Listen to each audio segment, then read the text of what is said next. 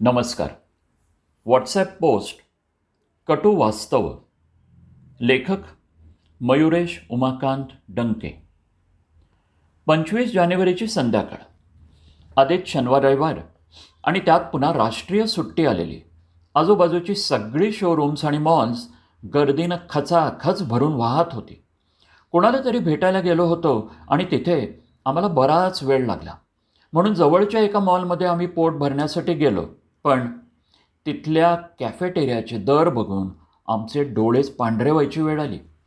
15-20 stalls होते खरे, पण किमती अवाढव्य होत्या. 80 रुपयांची पाणीपुरी, 200 रुपयांचा सँडविच, 180 रुपयांपासून पुढे सुरू होणारी चाट हे खिशापेक्षा मनालाच परवडत नव्हतं. मी त्यांना म्हटलं, जाऊ द्या, आपण टपरीवर चहा घेऊ. ते म्हणाले, GPS कसा भडकलाय बघतोयस ना, उघड्यावरचं काही नको रे बाबा. आम्ही 15-20 मिनटं तिथे होतो आणि शेवटी काहीही न खाता पिता तिथून निघालो. पण त्या मॉलमध्ये जे दृश्य होतं ते बघून मला धक्का बसला. तरुण मुलामुलींची तर गर्दी होतीच, शिवाय शेकड्यांनी परिवारसुद्धा होते. तिथे पाणीसुद्धा विकत घेऊन प्यावं लागत होतं. 4-5 जणांचं बिल 1000च्या वर सहजच जात असेल. कितीतरी लहान लहान मुलं त्या कॅफेटेरियामध्ये जंक फूड मनसोक्त खात होती. कॉलेज वयीन मुलामुलींच्या जोड्या होत्या. 500 रुपयांचं सिझलर घेऊन टेबलावर गप्पा मारत बसलेलं एक युगुल 10 मिनिटांनी ती डिश तिथेच तशीच टाकून उठून निघून गेलं. कितीतरी लोक खाणं अर्धवट टाकून उठून निघून जात होते. छोले भटुरे मागवलेल्या एका ग्रुपनं तर निम्मे भटुरे तसेच टाकले. विकत घेतलेल्या पाण्याच्या बाटल्यासुद्धा अर्धवट टाकून निघून गेलेले लोक मी बघत होतो. बरं, असला टाकून माजण्याचा मस्तवालपणा करणारी जी जनता होती ती काही मर्सिडीज क्लास नव्हती. सगळेच्या सगळे मध्यमवर्गीयच होते. पेट्रोल 25 पैशांनी महागलं आणि जनतेचं कंबरडं मोडलं किंवा कोथिंबीर कडाडली, लोकांनी खायचं काय? असले मथळे लिहिणाऱ्यांनी मॉलमध्ये हे मध्यमवर्गीय बघितलेले असतात का, असा प्रश्न मला पडला. मेसचे डबे लावून जेवणाऱ्या मुलांचं आणि मुलींचं मी अनेकदा निरीक्षण केलं.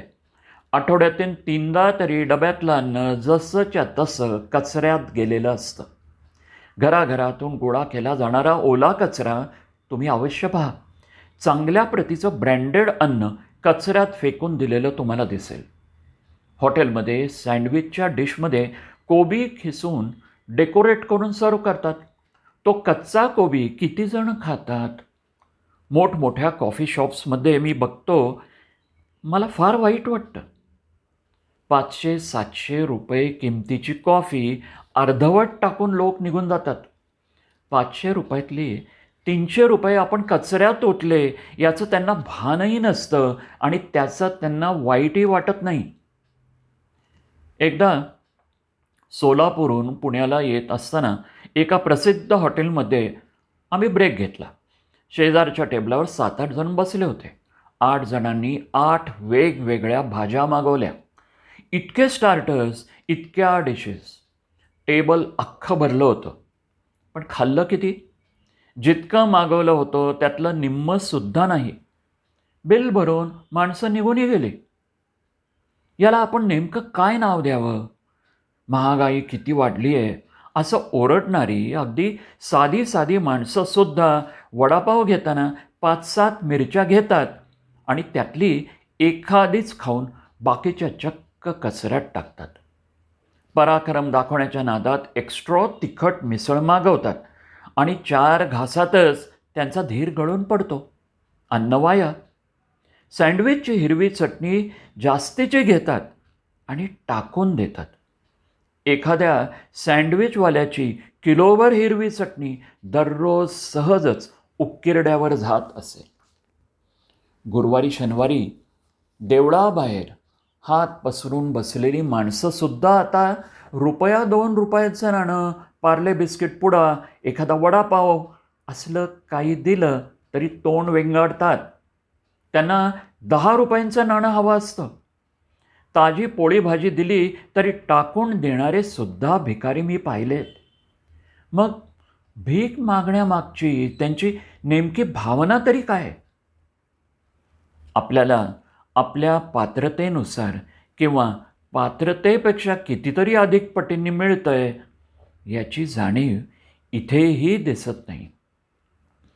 न कमावणारे, कमी कमावणारे, भरपूर कमावणारे, आप कमाईवाले, बाप कमाईवाले सगळे या एकाच बोटीत बसलेले आहेत.